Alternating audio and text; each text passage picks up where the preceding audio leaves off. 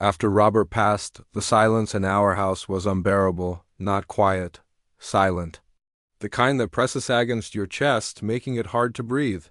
The kind that makes even the sound of your own heartbeat feel too lewd.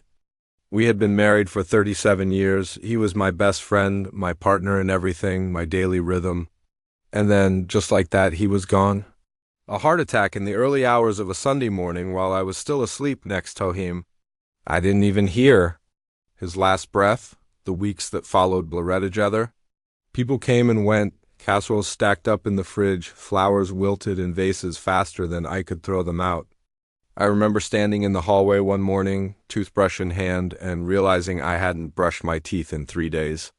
I cried for 10 minutes, not because of the toothbrush, but because I couldn't remember how to do the simple things. How to be without him. My son Daniel moved back home 2 days after the funeral. Just for a while, he said, until you'll find your feet again. He brought his duffel bag, his laptop, and that old denim jacket I hated since he was a teenager. The one with the tear under the right elbow. It smelled like him. Cologne, cigarettes he thought I didn't know he smoked, and something warm I couldn't quite place. At first, having Daniel home was a comfort, a kind of noise in the house again. He made coffee in the mornings, left the cabinet doors open like he always did, and hummed while he worked on his computer at the eating table. He talked to me, asked how I was, hugged me more than he had in years. At night, sometimes we'd sit on the couch and watch old crime dramas, his arm around my shoulder, my head resting against him like it used to when was a little boy and afraid of thunder. One night, about 2 weeks in, the power went out during a storm. The rain beat against the windows, and we lit candles in the living room. I found an old bottle of red wine in the pantry and poured us each a glass. We sat by the flickering light, listening to the storm outside. It feels weird being back here, Daniel said. Quietly, but also not bad, he nodded. It's nice not to be alone. He looked at me for a moment. You're not alone, Mom, I'm here. That shouldn't have made my heart skip the way it did, but it did. I blamed Thuing, the storm, the weight of grief pressing down on both of us. The way everything felt so raw and exposed, like a wound he'd only just realized was bleeding. As the days passed, little things began to shift. Nothing dramatic, but he noticed them. How he looked at Messam at times, not as a son looks at his mother, but as a man might look at Simeon he admires. How his hand lingered an extra second too long when he handed me something. How he sat a little closer than he needed to when we were on the couch. I started paying attention to myself again. I noticed when my hair was a mess or when I hadn't changed out of my robe all day. I found myself wearing earrings again. Lip gloss even. At first I told myself I just wanted to feel like me again. But part of me was aware, deeply aware, that Daniel noticed those little changes and thought I liked it. One morning, I came downstairs wearing a soft blue sweater. Robert had given me a few Christmas back. Daniel looked up from his cereal and said, "You look really nice today, Mom." His voice was soft, honest. I felt heat creep up my neck. "Thank you," I said, avoiding his eyes. There was nothing inappropriate. Nothing anyone would call wrong, but something unspoken passed between us in that moment, a kind of recognition. It wasn't just Mom anymore, I was a woman, and he saw it. That afternoon, he offered to help me clean out the attic. "It's time," he said gently. "You've been avoiding it." He was right. The attic was full of Robert's things, his golf clubs, boxes of old letters, college yearbooks, and the dusty guitar hadn't played in years. I climbed Thelliter hesitantly, and Daniel followed close behind. The attic was stuffy, smelling of old paper and cedar. We sat on the floor, surrounded by cardboard boxes. Each only a small-time capsule of our lives together. I found a photo of Robert holding Danielle as a baby. We were at the beach. As me led. Daniel reached for it and held it quietly for a while. "You were a good mum," he said finally. "Still are," I'd looked at him. He wasn't that lanky teenager who used to slam doors and sleep until noon. He was 30 now, broad-shouldered, his jawline sharper, his presence more grounded. He'd grown into a man I respected, and suddenly I was seeing him clearly for the first time in years, not just through the lens off motherhood. He set the photo down and reached for my hand. His grip was warm, steady. "We're going to be okay," he said. Something in his eyes held me there. An anchor, something safe, but also something else, something I didn't know how to name just yet. I didn't pull my hand away. That night, I couldn't sleep. I lay in bed staring at the ceiling fan, the blades turning slowly. My thoughts turned about what was appropriate, what was normal, what society would say, but also about love, about comfort, about how alone I had felt since Robert died, and how for the first time in weeks, I didn't feel alone anymore. I thought about how Daniel had looked at me in the candlelight. And I wondered if maybe, just maybe, life had more surprises for me than I ever imagined. The next morning, I found myself watching Daniel as he stood in the kitchen making coffee, his back turned to me. The morning light poured through the window, softening the hard edges off the room and of him. He was wearing a plain white t-shirt and gray sweatpants, barefoot, humming something low under his breath. It was such a simple domestic scene, familiar yet not. When he turned around and caught me looking, he grinned. "You want coffee?" "Please," I said, my voice catching just slightly. He poured me a cup and handed it over with both hands, fingers brushing mine. Neither of us pulled away quickly. I felt a jolt in my stomach, not nervous exactly, but aware. He was standing closer than he needed to. I took a sip and turned toward the window, trying to steady myself. "I was thinking," he said, sitting at the table, "we should go for a walk. Later, that park trail you like, the one with little wooden bridge." "It surprised none that he remembered I like that," I said.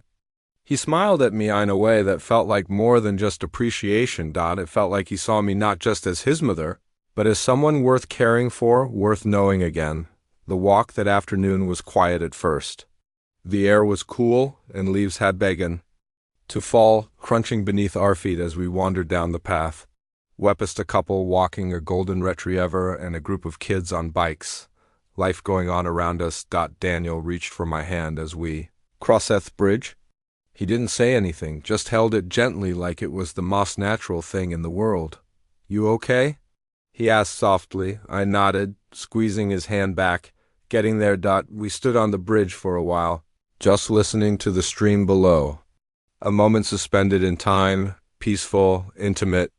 I found myself leaning into his shoulder, breathing in the scent of him, letting stillness settle in my bones. That night, as we sat on the couch watching an old movie, I noticed his hand rest lightly on my knee. A simple touch, comforting, but charged. I didn't move. I didn't have the heart to. Warmth of it spread up through me like fire in winter. I didn't understand everything I was feeling, only that it felt good to be seen, held, needed again. After so much grief, this was the first time I had felt truly alive. It scared me, but it also comforted me more than I could admit. The next day, we spent hours in the backyard cleaning out the shed. It washed out and dusty, and we laughed more than we had in weeks. At one point, I tripped slightly over a loose board, and Daniel caught me, his arms around my waist. I found myself breathless, not from the fall, but from sudden closeness. Our eyes met, and neither of us looked away for a long moment. "You okay?" he asked again. "Yes," I whispered. His hands didn't move, and for a heartbeat it felt like the world held its breath. He let go gently and stepped back, clearing his throat. "Let's take a break." Inside, I busied myself making lemonade, trying to calm the rush of emotions I didn't have words for. My fingers trembled slightly as I sliced almonds, but I kept thinking of the way his arms had felt around me. Strong, safe, different. That night, as I lay in bed, I found myself revisiting memories of Daniel as a boy, his first steps, his first heartbreak. The way he used Torin to me when he was scared. I'd held him through so much. I'd loved him in every way a mother could love a son, but no, something was shifting. It wasn't erasing the past, just rewriting the present. There was no malice in it, no wrongness, just a quiet, strange mutual understanding that neither of us had named out loud. The next evening it rained again, soft and steady against the windows. We sat by the fire, reading different books, but leaning against each other in silence. I felt his thumb slowly trace a circle against the back of my hand. A gesture so small it would mean nothing to anyone else, but to me it said everything. I didn't pull away, and neither did he. He looked at me, Not through me, not past me, but into me as though I were more than what I'd been. You've always been beautiful, he said quietly. My heart stuttered. I didn't answer. I just looked at him. My son, my Daniel, grown kind here? Later, as I got ready for bed, I caught me reflection in the mirror. I didn't look young, but I didn't look old either. I looked alive. There was color in my cheeks again, light in my eyes. I felt like a woman registering her own heartbeat. I stood there in silence, the house a quiet around me, but for once it didn't feel empty. Downstairs, I heard Daniel turning off lights, locking the doors, moving through our home like we belonged. And for the first time since Robert died, I wasn't afraid of what might come next. Whatever it was, we'd face it together. The following morning, the world outside was misty and still, a fine fog blanketing the backyard like a soft curtain. I stood at the kitchen sink, hands wrapped around a warm mug, watching dew drip from the edge of the porch railing. Daniel hadn't come downstairs yet. I could hear the faint creak off floorboards above.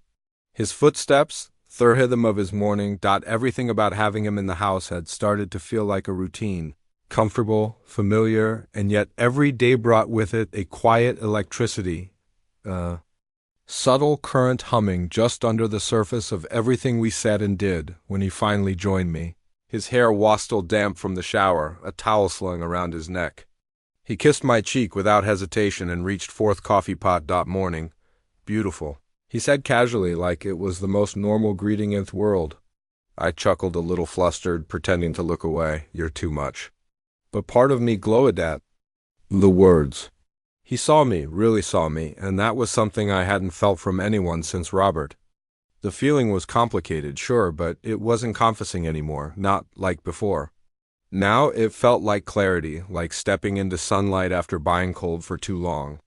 We spent the day sorting through more of the attic, taking our time. The work wasn't really about organizing anymore. It had become a kind of shared ritual, a way to unearth not just dusty old boxes, but feelings and memories that had been hidden for years. While rummaging through a bin of holiday decorations, I came across a photo album I hadn't seen in a decade. It was from a road trip Robert, Daniel, and I had taken when Daniel weighs about 12. We'd gone to the Grand Canyon and stopped in every small town along the way. There was a photo of Daniel asleep in the back seat, mouth open, hugging a bag of gummy bears. He burst out laughing when he saw it. You kept it? I kept everything, I said, smiling. You're my only child. Every little bit mattered. His face softened at that. I know you were always there for me. Every school play, every fever, every time I mess it up, you never turned away. There was a pause. He looked at me in a way that felt heavier than his words. Now, it's my turn to be here for you. Something in my chest ached when he said that. Not from sadness, but from the deep, almost frightening tenderness in it. I reached out and rested my hand on his. He didn't move it. He just stared at me as if memorizing my face. In that moment, I felt something shift. Again, not a leap, not a declaration, just a slow slide into something deeper, a connection that didn't have a name, but that I couldn't deny anymore. That evening, we cooked dinner together, chopping vegetables, sipping wine, dancing clumsily to a Sam Cooke record we found in the hall closet. I couldn't remember the last time I'd laughed so easily. Daniel spun me in the kitchen, his hand firm at my waist, and when I tripped on the rug, we both went down in a heap of slaughter on the tile.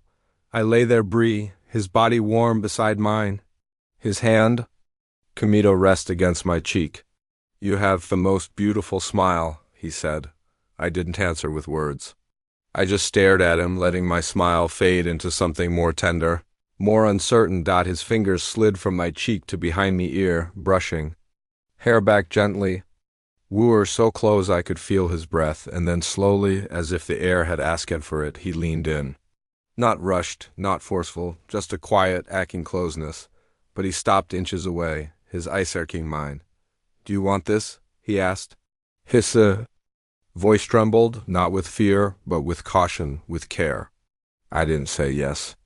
He nodded, and it was enough. He pressed his forehead against mine and exhaled deeply, as though he'd been holding that breath for days.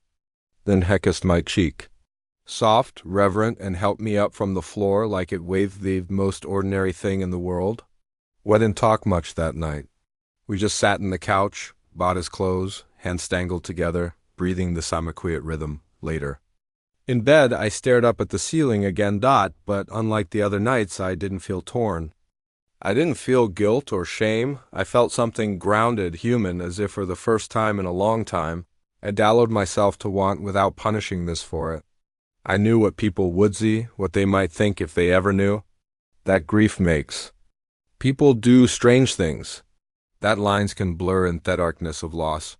And maybe that way's true. Maybe everything about what was happening between Daniel and me came from the same place that grief lived. A raw, aching need to be understood, to be held, but it didn't feel wrong. It felt careful, mutual, real. The next morning, when I woke up and came downstairs, Daniel was already there making breakfast. He greeted me with a smile, the same warm, quiet one he always gave. But something about the way he looked at me felt different now. Like a door had opened between us, and neither of us had any desire to close it again. He handed me a plate of eggs and toast, and as I took it, he kissed the top off me hand. No words, just a kiss. And in that minute I knew there was no going back. We were already deep into whatever this was becoming. And for once, instead of offering from the unknown, I let myself step into it. The weeks that followed passed in a gentle blur, quiet mornings shared. Meals, long walks, and soft conversations that said more than any confession could. Daniel and I fell into a rhythm that felt both old and new. There were no declarations, no labels, just closeness. Pair, an emotional bond that deepened without needing definition. Every now and then, I'd catch myself watching him reading on the porch, fixing a loose shutter, laughing with neighbor's dog, and something inside would swell. Pride, gratitude, and yes, something more. Something I didn't try to suppress anymore. I stopped trying to explain it. I stopped analyzing what it meant or what it looked like from the outside, because inside it felt pure.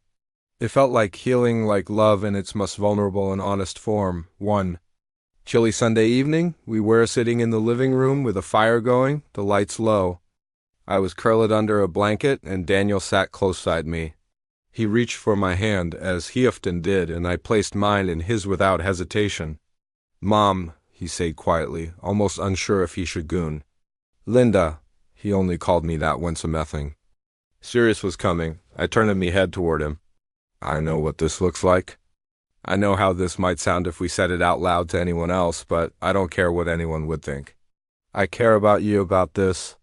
His eyes were steady, but there was emotion brimming beneath, a rawness I recognized. I gripped with it too. I didn't look away. "I know," I said, "and I care too." He exhaled slow, a kind of relief passing through him. He leaned his head against mine, and we sat in silence, listening to the fire crackle. Nothing else needed to be said right then. What grew? Between us went dramatic or explosive. It was steady, intentional. It came in the form of morning coffee ready poured. A jacket slipped over Miss Holder's without asking. A note left on countervet said simply, "You look at peaceful while sleeping." Somewhere along the way, we stopped at sleeping in separate rooms. It wasn't planned. One night, during a thunderstorm, I woke up to find Daniel sitting on the edge of my bed. "Didn't want you to be alone," he said. I pulled back the blanket. He climbed in beside me and held me until the thunder faded. And when morning came, we were still there, wrapped around each other, breathing in sync. We didn't speak about it. We didn't have to. One afternoon, I stood in the hallway, staring at the family photos on the wall. Daniel joined me, resting his hand lightly on my back. "Do you ever think about what people would see?" I asked quietly. "Sometimes," he admitted, "but then I think you don't know what it's like to lose me on. To feel the floor fall out from under you and to find someone new who brings you back to life." He paused. "You bring me back to life." The words sat between us like a promise. I turned toward him, took his face in my hands, and kissed his forehead. It was a gesture filled with years of love. And in that moment, it was neither mother nor son. It was just two people healing together. We never spoke in absolutes. We didn't map out the future. We simply chose to be present, to listen to what our hearts were telling us, however complicated that might be, and over time, I stopped feeling like it needed to hide the softness that bloomed in me when he looked at me. I embraced it. The world didn't need to understand. This was ours. A few months later, Daniel got a job offer in a neighboring city, a good position, one that could open new doors for him. He told me about it over dinner one night, watching me carefully. For my reaction, "I won't go if you don't want me to," Hesed. I smiled. "You should go. You've put everything on hold for me. What if I don't want to go without you?" he asked. I took his hand. "We'll figure it out." In the end, we decided to take a weekend and visit the new Placedager. It was small, quiet, near the mountains. I liked it more than I expected to. On the drive home, we didn't say much. But we both knew we were crossing into a new chapter. Grief had brought us to the edge of something we never expected, but love, unexpected, unorthodox, and painfully beautiful, had carried us through. Now, with the road ahead open, we didn't need to know all the answers. All one needed was to keep walking forward together. Because whatever name the world wanted to put on it, this was ours.